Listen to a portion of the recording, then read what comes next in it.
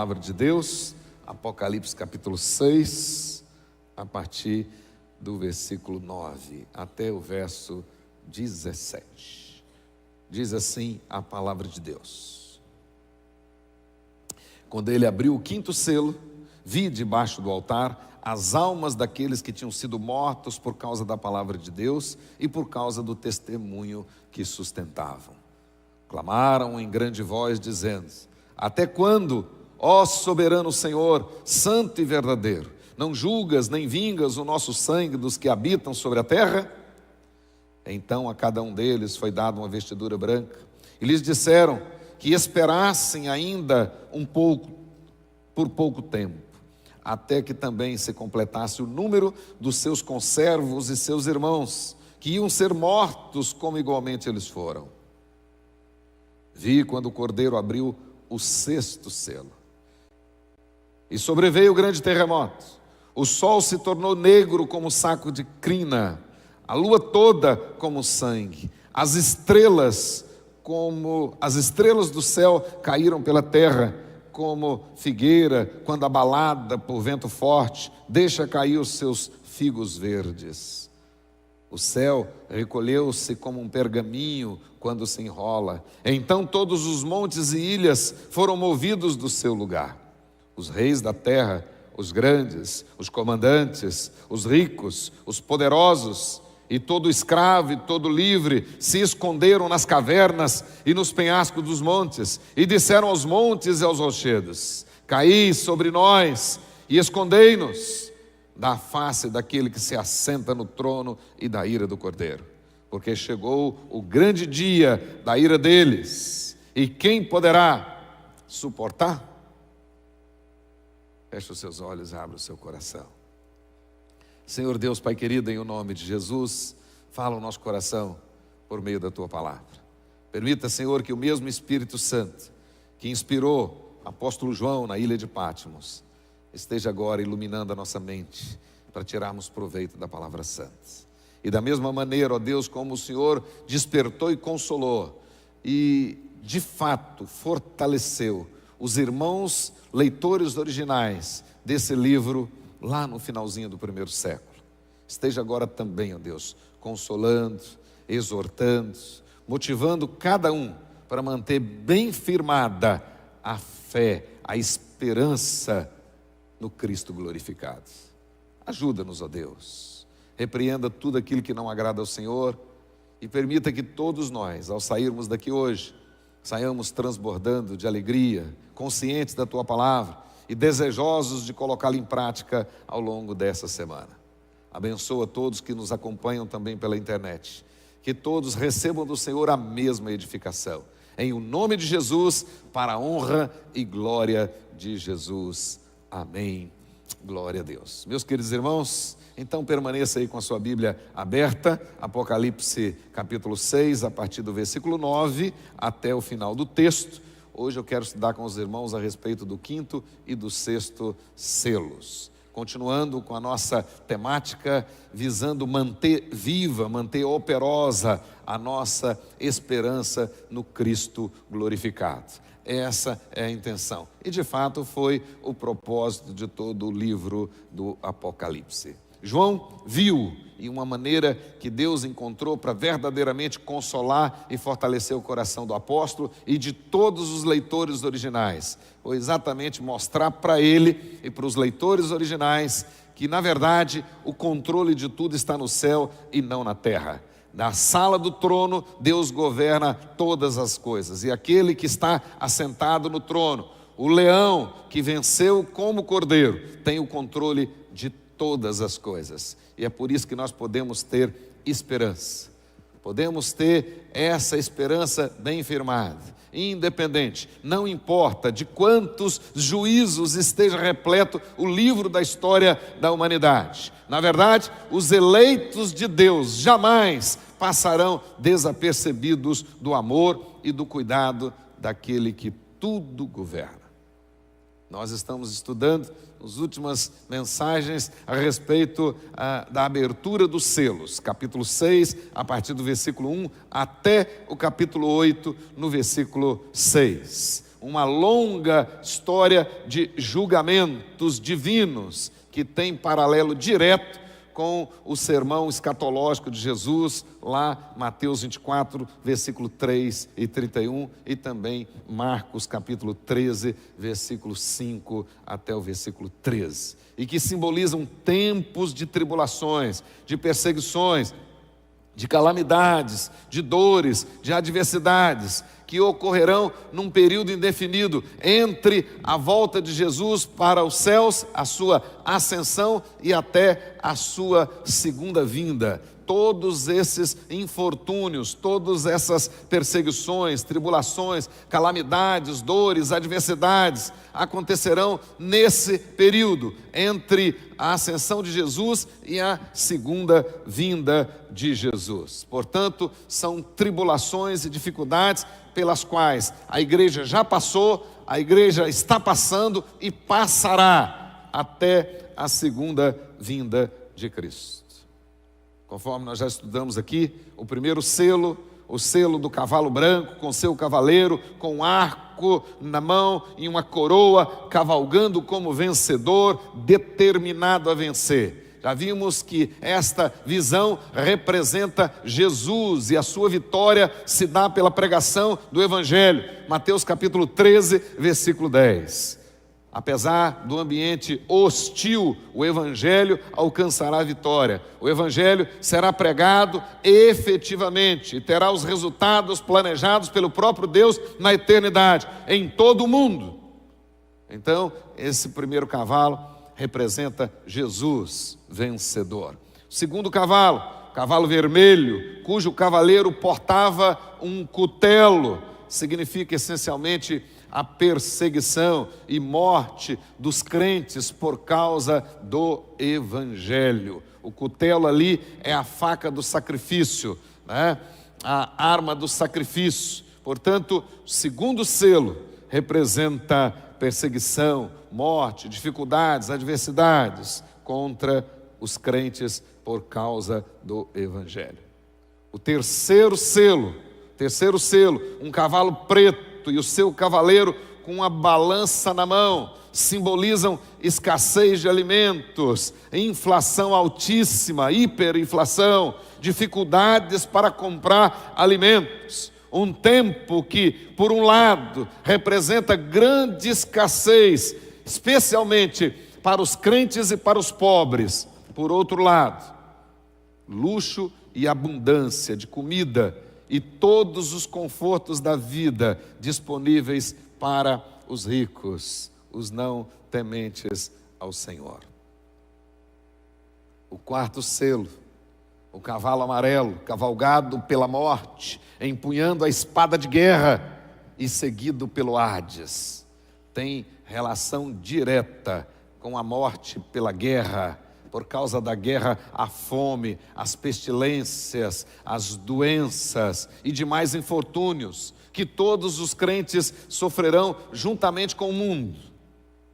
Portanto, os 4 primeiros selos, o cavalo branco representa Jesus vencendo pela pregação do Evangelho, e os 3 selos seguintes representam dificuldades pelas quais a igreja certamente passará. Hoje eu quero estudar com os irmãos o 5º e o 6º selos. Então olhem comigo aí o 5º selo, versículos 9 a 11, diz assim: quando ele abriu o 5º selo, vi debaixo do altar as almas daqueles que tinham sido mortos por causa da palavra de Deus e por causa do testemunho que sustentavam. Verso 10, clamaram em grande voz dizendo: até quando, ó soberano Senhor, santo e verdadeiro, não julgas e nem vingas o nosso sangue dos que habitam sobre a terra? Verso 11, então a cada um deles foi dada uma vestidura branca, e lhes disseram que esperassem ainda por um pouco de tempo, até que se completassem o número dos seus conservos e dos seus irmãos, que iam ser mortos, como igualmente eles foram. Observe bem aí, meus queridos irmãos, com a abertura do 5º selo, muda-se o cenário. agora da terra para o céu. Este selo refere-se ao clamor dos mártires, especificamente fala das almas dos mártires, daqueles que foram sacrificados, daqueles que foram mortos por causa do testemunho que deram do Evangelho de Jesus Cristo no contexto das perseguições do segundo selo. Então aqueles que morreram no segundo selo, aqueles que foram sacrificados, martirizados no segundo selo por causa do testemunho do Evangelho de Jesus Cristo, as almas deles aparecem agora neste quinto selo. Então especificamente nós temos aí esta visão. Nós não podemos esquecer que na verdade João está descrevendo uma visão. Por isso, ele a descreve em forma de símbolos. Nesta visão, o apóstolo vê um altar e, com certeza, a mente dele retrocede a Levíticos capítulo 4, versículo 7. Ou seja, ele está vendo aí o altar do holocausto, em cuja base, a base do altar, se aspergia o sangue de animais degolados. João vê aí na base do altar o sangue dos santos assassinados sob o segundo selo. Então o que ele está vendo aí? O sangue dos santos que morreram, que foram martirizados, foram sacrificados por causa da perseguição do segundo selo. Ele viu ali as suas almas. Por quê? Porque na visão veterotestamentária, a alma está no sangue. Levíticos capítulo 17, verso 11. Por isso que ele refere-se à alma. Mas ele está vendo o sangue aspergido no pé do altar. João ouve também um clamor por justiça e por vingança. Contudo, se percebe claramente que os mártires aqui, eles não estão clamando e nem não estão pedindo justiça pessoal, vingança pessoal, mas eles estão aqui vindicando justiça divina. Lucas capítulo 18, versículos 7 a 8. Na verdade, João percebe claramente que os santos em glória, eles não vindicam justiça pessoal, mas eles estão ansiando a chegada daquele grande dia, quando a majestade, a santidade, a retidão de Deus em Cristo Jesus serão publicamente manifestadas. O que eles estavam querendo era que a conclusão do último ato da história da humanidade caída acontecesse. Na verdade, o que eles estão pedindo é o seguinte, é que Deus manifestasse em justiça. Eles não estavam pedindo nenhuma e requerendo, exigindo nenhuma vingança pessoal, mas eles estavam querendo que, de fato, a história da humanidade se encerrasse, o último ato se encerrasse com a manifestação gloriosa da majestade, da santidade, da retidão de Deus em Cristo Jesus. Essa foi e deve ser sempre a atitude, foi e deve ser sempre o clamor da igreja diante dos massacres, diante das perseguições, diante das injustiças. Então, quando a igreja está sofrendo, quando a igreja está passando por adversidades, por dificuldades, ao invés de nós desejarmos que aquelas pessoas que estão nos perseguindo possam ir para o inferno e sejam desgraçadas, isso, aquilo, outro, nós temos que clamar pela vinda de Jesus, nós temos que clamar pela manifestação poderosa do nosso Senhor. Era isso que eles estavam clamando. Era essa justiça que eles queriam, a manifestação de Jesus Cristo. Então, nenhum de nós, mesmo que sofrendo, mesmo que passando por adversidade, precisa clamar por vingança pessoal. Não. Nós temos que clamar pela manifestação de Jesus, porque no dia que Ele manifestar, Ele então fará a devida justiça. Era isso que eles estavam clamando. Nós podemos observar claramente também que João vê aqui as almas daqueles crentes que foram mortos, mas ainda não ressuscitados. Ele viu aqui almas sem corpo, mas conscientes. Então ele não viu almas aqui dormindo, mas almas sem corpo, conscientes no céu, já com Jesus. Então nós temos aqui uma doutrina poderosa, que afirma para nós que aqueles que morrem com Cristo já reinam com Ele agora. E as almas não estão dormindo, não existe, é heresia, sono da alma. Na verdade, a alma está consciente antes da ressurreição.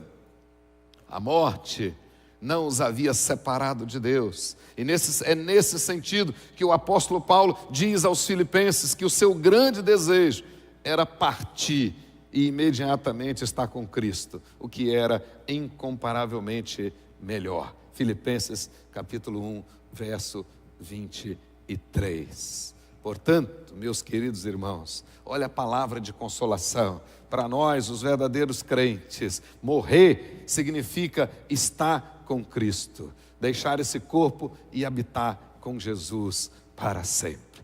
Quando o crente tem essa consciência, ele não fica desesperado. E quando ele tem essa consciência em relação aos demais crentes, também não fica desesperado. A despeito da perda, a despeito da saudade ou de qualquer outro sentimento. Na verdade, para o crente, partir significa estar com Cristo. E como diz o apóstolo Paulo, isso é incomparavelmente melhor, ele diz.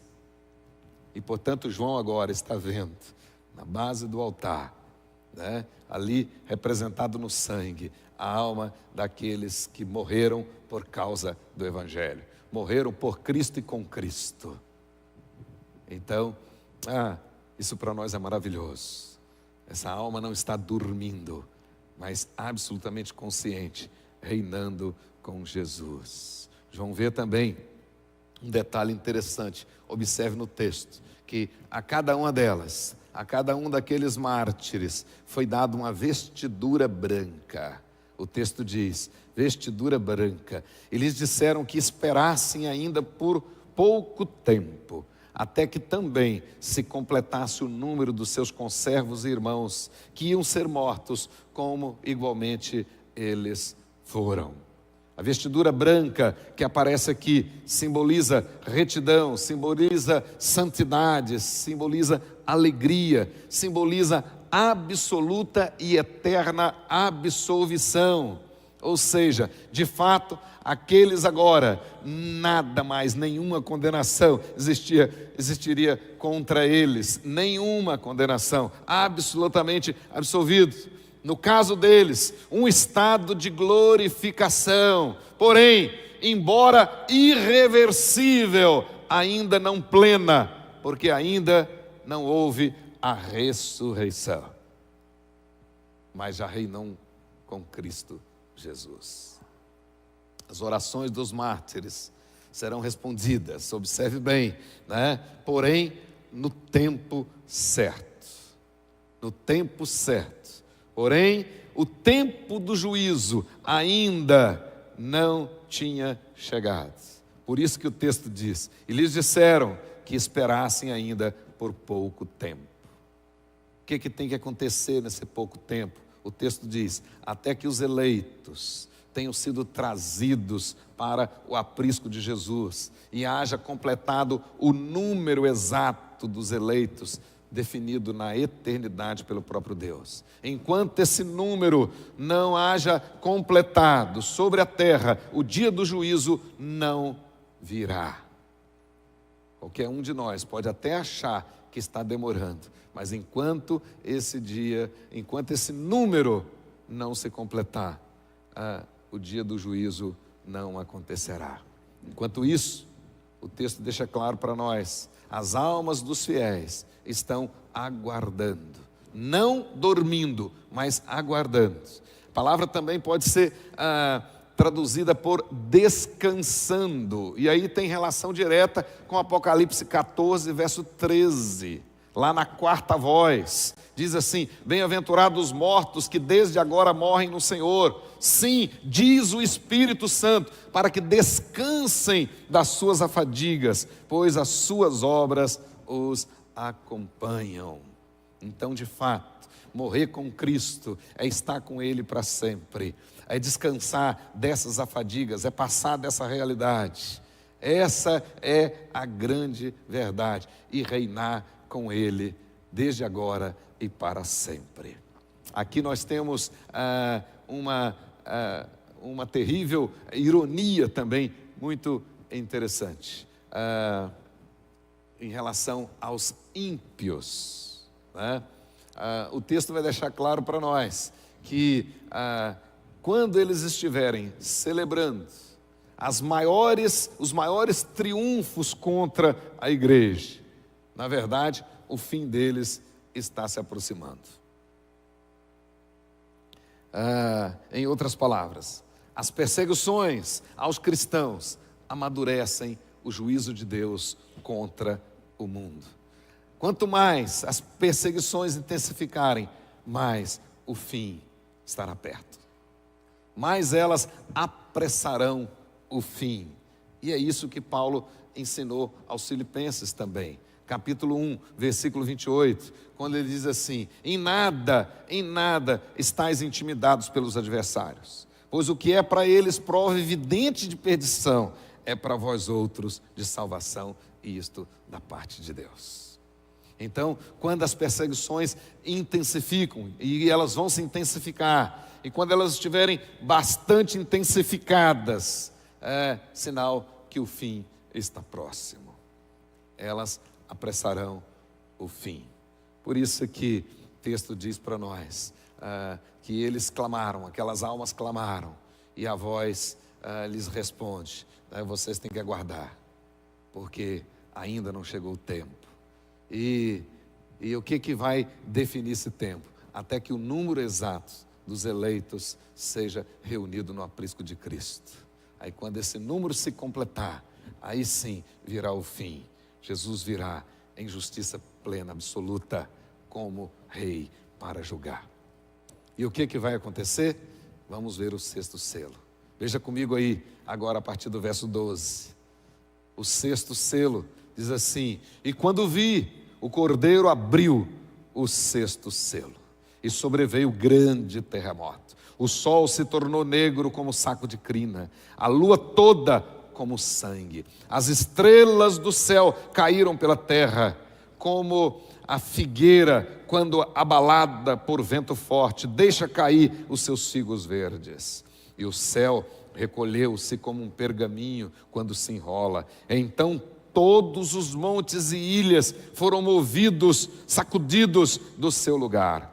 E os reis da terra, os grandes, os comandantes, os ricos, os poderosos, e todo escravo e todo livre, se esconderam nas cavernas e nos penhascos dos montes.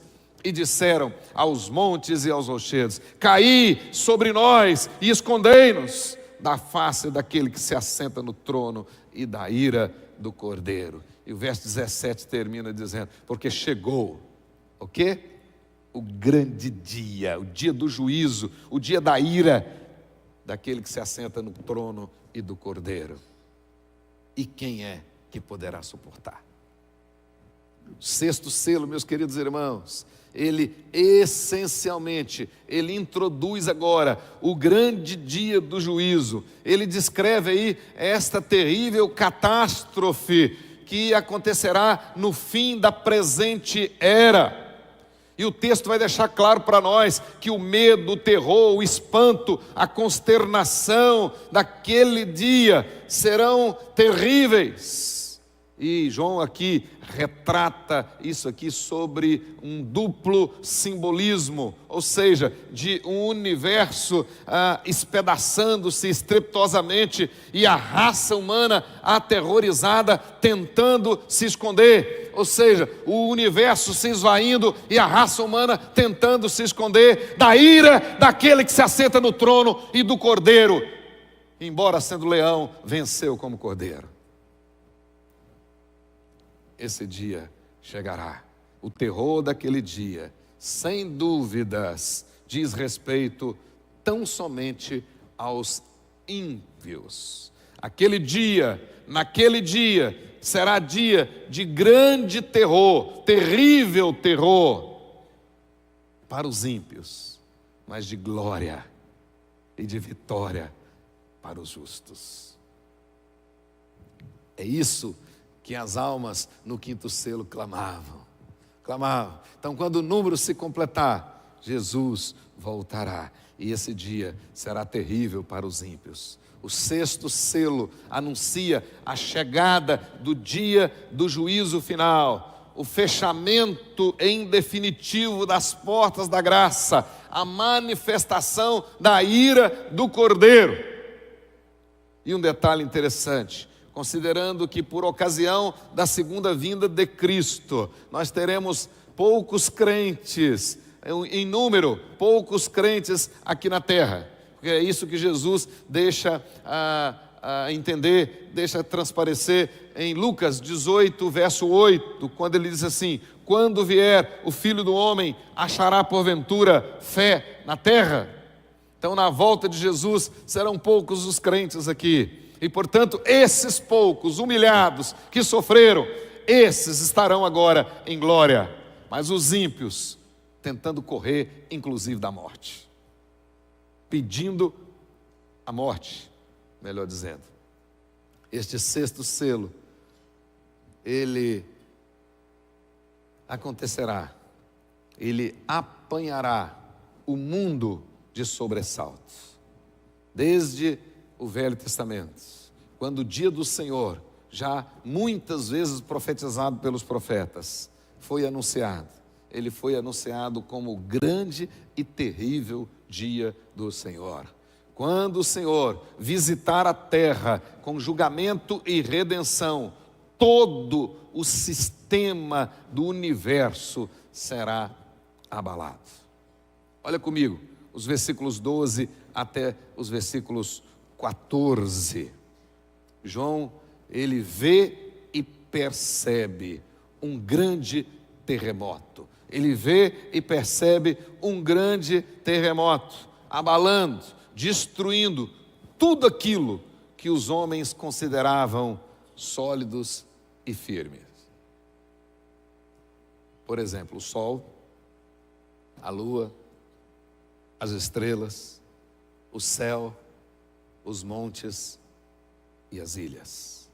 Não há para onde correr, não há onde segurar.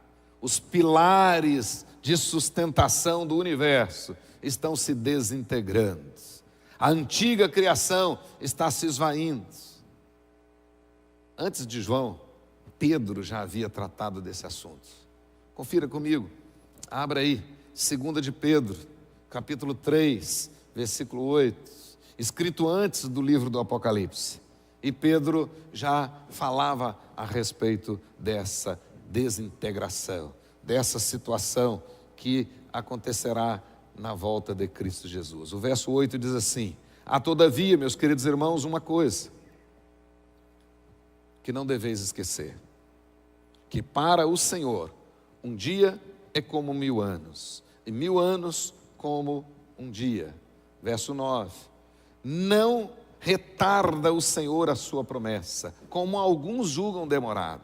Pelo contrário, Ele é longânimo para convosco, não querendo que nenhum pereça, senão que todos cheguem ao arrependimento.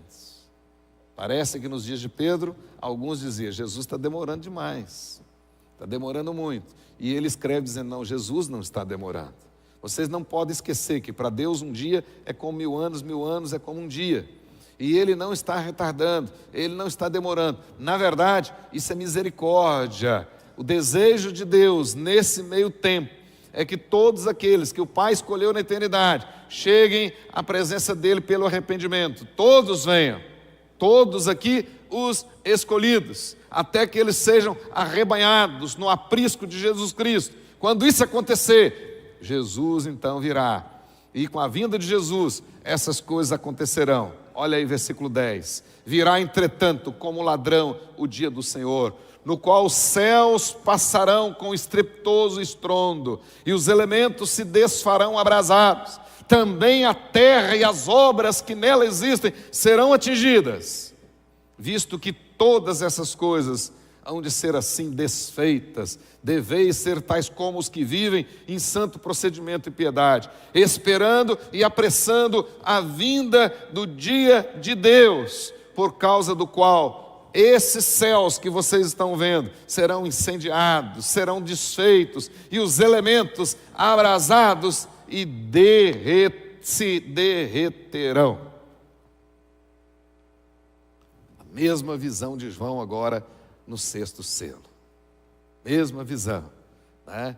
Então ele está falando do dia do juízo, daquele último dia, do encerramento, do fechamento em definitivo da porta da graça, né? Naquele dia do juízo, quando tudo aquilo, todos esses elementos nos quais os homens confiaram, botaram sua confiança e que acharam que eram sólidos, que eram firmes, tudo aquilo realmente será abalado, destruído. O sol, a lua, as estrelas, o céu, os montes, as ilhas, tudo com a volta do Senhor Jesus. João vê então agora, por outro lado, o desespero daqueles que não têm Cristo, o desespero daqueles que gozaram de muitos dos prazeres dessa vida. Por exemplo, né, mesmo na época de escassez, mas eles continuaram com o vinho, com o azeite, né? Todos aqueles que gozaram desta vida, agora o texto vai deixar claro para nós que eles estão em profundo desespero, todos eles sem exceção. E para que ninguém tivesse dúvida, João escreve: os reis, os grandes, os comandantes, os ricos, os poderosos, os escravos, livres, ou seja, os do povo, né, em geral, tentando agora fugir, se esconder do Deus irado.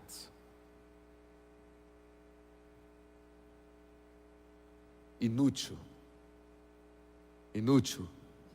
a iniciativa. João deixa claro aqui que esse terror será universal e será inevitável. Não há como, e nem ninguém poderá fugir e se esconder de Deus. Qualquer tentativa será vã. E aí ele termina no versículo 17 dizendo: porque chegou o grande dia. Chegou o grande dia da ira deles, ou seja, daquele que se assenta no trono, e de Jesus, do Cordeiro. E ninguém poderá suportar. Ninguém. O grande e terrível dia chegou. A porta da graça é fechada para sempre. Então, na verdade, meus queridos irmãos, o 5º selo está mostrando e consolando o nosso coração que Deus age no tempo certo, que existe um plano eterno, e quando esse número decidido na eternidade se completar, Jesus voltará. Enquanto isso, a igreja militante precisa continuar trabalhando, proclamando, vivendo o Evangelho, e porventura, se morrer por causa do Evangelho, o texto já deixa claro para nós: você já reinará com Jesus. E todos aqueles que morrem com Jesus, em Cristo, esses estão reinando com Jesus, aguardando a ressurreição. Todos. Essa é a grande verdade. Isso consola o nosso coração. Mas aqueles que não deram ouvidos, e aqueles que não estão dando ouvidos, e continuam, como nos dias de Noé, casando e dando-se em casamento, né? Nas suas orgias, nas suas bebedices, desfrutando dos chamados prazeres dessa existência que, segundo Moisés, no Salmo 90, é transitória, é passageira. Esses, naquele dia, sofrerão e estarão nesse grande desespero. O texto diz para nós claramente que eles procurarão as cavernas, eles procurarão se esconder de várias maneiras, nos penhascos, nos montes. Pedirão a morte correrá deles, e eles não escaparão. Então, hoje, e ao longo de toda a história até hoje, a igreja viu muitas injustiças, sofreu muitas injustiças. Os crentes viram e sofreram muitas injustiças. Ainda hoje, a gente vê e sofre muitas injustiças. Muitas pessoas distorcendo o direito, muitas pessoas invertendo o direito, muitas pessoas pensando que estão se dando bem, muitas pessoas se valendo da corrupção, se valendo da imoralidade, muitas pessoas usufruindo dos prazeres deste mundo transitório. Naquele dia perceberão que nada disso os ajudará, nada disso valerá a pena, nada disso. O texto diz claramente para nós que naquela oportunidade, naquele grande e terrível dia, os ímpios terão que enfrentar a ira do leão que venceu como cordeiro.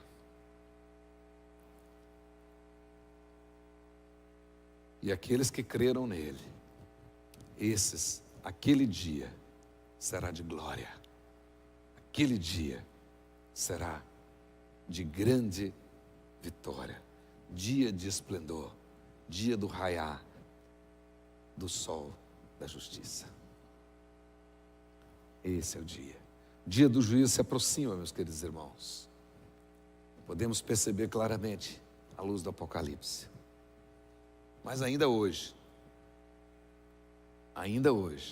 é dia aceitável. Hoje é dia aceitável. Por mais que tenhamos dificuldades e lutas, tudo isso, ainda hoje, nós podemos ver a misericórdia de Deus.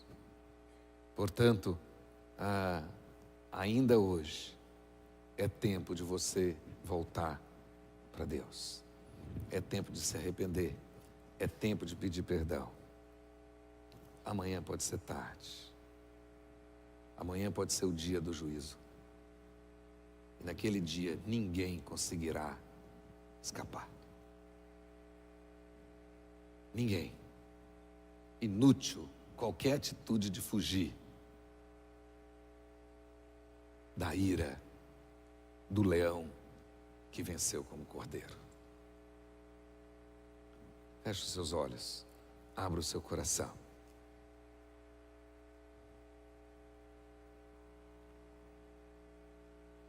A pergunta serve para todos aqui hoje. Você está preparado para encontrar com Jesus? Como crente?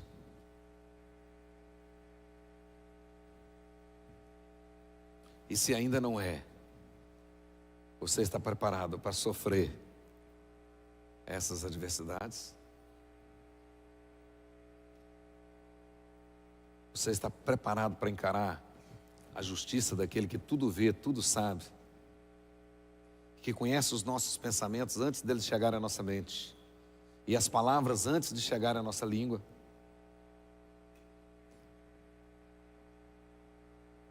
Aquele que conhece o texto e o contexto,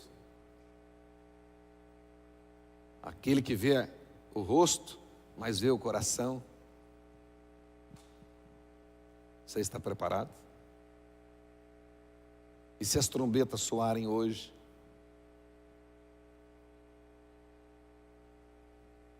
onde estará o seu refúgio? É em Cristo? Ou nas cavernas, nos penhascos? Essa é a verdade. A igreja não pode esquecer nem um minuto sequer da volta de Jesus. Será dia de glória para nós, mas será dia de terrível desespero para aqueles e não tem Cristo como Senhor da sua vida. Em nome de Jesus, faça a sua oração. Faça a sua oração. Se você vê que hoje está afastado, está longe, é dia de reconciliar. É dia de voltar para o aprisco. Só há segurança no aprisco de Cristo. Fora do aprisco não há segurança. Não tem segurança fora. Não tem. Os prazeres transitórios dessa vida não valem a condenação na eternidade. As dificuldades, as lutas, as adversidades, os sofrimentos nesta vida são incomparáveis diante da felicidade, do gozo, da alegria na eternidade. Por isso é que Paulo disse para os filipenses que o desejo dele era partir e estar com Cristo, o que é incomparavelmente melhor. Amém? Glória a Deus. Aleluia. Se você quer fazer um compromisso com Jesus hoje, se você quer voltar para Cristo hoje, se você quer renovar o seu compromisso com Ele hoje eu gostaria de fazer uma oração com você. E se você quiser sair daí e vir aqui, pode vir, que eu vou orar com você, em nome de Jesus. Em nome de Jesus. O 7º selo já vai introduzir os julgamentos deste dia.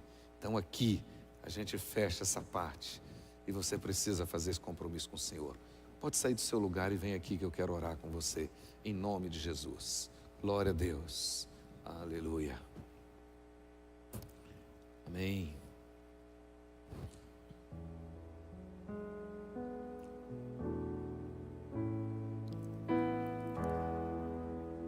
Em nome de Jesus. Glória a Deus. Pode ajoelhar aqui, quem puder, venha. Você que está afastado da igreja, bastante descomprometido, volte para Cristo agora. Amanhã pode ser muito tarde. Essa pode ser a última oportunidade, o último chamado. Venha, ajoelhe aqui, que eu quero orar com vocês nesta noite, em nome de Jesus. Pode sair do seu lugar. E se você quer assumir um compromisso a partir de hoje, venha também em nome de Jesus. O apóstolo Paulo, escrevendo aos Romanos, ele diz: se a gente confessar com os lábios que Jesus é Senhor e crer no coração que Deus o ressuscitou dentre os mortos, seremos salvos. Esse é o detalhe. Quem envergonhar de mim, eu envergonharei dele. Quem não tiver vergonha de mim, eu não terei vergonha dele. Em nome de Jesus. Em nome de Jesus. Pode sair do seu lugar e vem aqui. Os pastores podem vir aqui para orar comigo, em nome de Jesus. Glória a Deus. Muito importante quando você toma essa decisão, quando você consegue desapegar dos bancos, das poltronas, e no seu coração você declara que quer realmente ter esse compromisso com Jesus. É importante, é muito importante, é maravilhoso. Glórias sejam dadas ao Senhor. Glória a Deus. Aleluias. Pode sair do seu lugar, venha aqui orar. Venha declarar com seus lábios que Jesus Cristo é Senhor da sua vida. E que naquele dia, que será dia de terrível julgamento, para nós será dia de grande gozo, de glória, de triunfo. Oh, aleluia. Glórias sejam dadas ao Senhor. Nome de Jesus. Nome de Jesus, ó Pai, tenha misericórdia, Senhor. Visita o teu povo com poder e graça. Ó Deus amado, quebranta corações. Muitas vezes, ó Deus, ficamos entretidos com as coisas desse mundo, ó Deus. Muitas vezes ficamos desapercebidos. E o Senhor já nos alertou, e a Tua palavra nos alerta, que aquele dia virá como ladrão, repentinamente. Não podemos, ó Deus, ficar desatentos, ó Pai. Não podemos dormir, ó Deus, o sono da preguiça, da indolência, ó Deus. Precisamos estar a postos, preparados, porque quando as trombetas soarem, ó Deus, nós precisamos estar preparados, ó Pai. Porque os que não estiverem, nem as fendas das rochas, nem as cavernas, nem os penhascos, ó Deus, servirão de socorro para eles, ó Deus. Ó Pai querido, em nome de Jesus, abençoa, Senhor, abençoa, desperta, aviva a Tua igreja, ó Deus. Não deixa, ó Pai, a Tua igreja, Senhor, ficar acomodada, Senhor. Não deixa, Senhor, a Tua igreja, ó Pai amado, gostar, ó Pai, deste mundo, ó Deus, ter prazer nas coisas deste mundo, ó Pai, mas que nós possamos olhar para o autor e consumador da fé, nós possamos pensar nas coisas do alto, buscar as coisas do alto, ó Deus, desembaraçar de todo o peso e do pecado que tenazmente nos assedia, mas correr com perseverança a carreira que nos está proposta, Senhor. Ajuda, Senhor. Nosso coração esteja na obra, a obra no coração. Nós possamos realmente fazer mais, fazer melhor, ser abundantes na obra do Senhor, a despeito das adversidades, das lutas, das dificuldades, até mesmo das perseguições, mas nós possamos, enquanto há tempo, fazer a obra do Senhor, que em breve as cortinas deste último ato da história da humanidade se fecharem, não teremos mais o que fazer. Ajuda-nos, ó Pai, em o nome de Jesus, para a honra e glória de Jesus.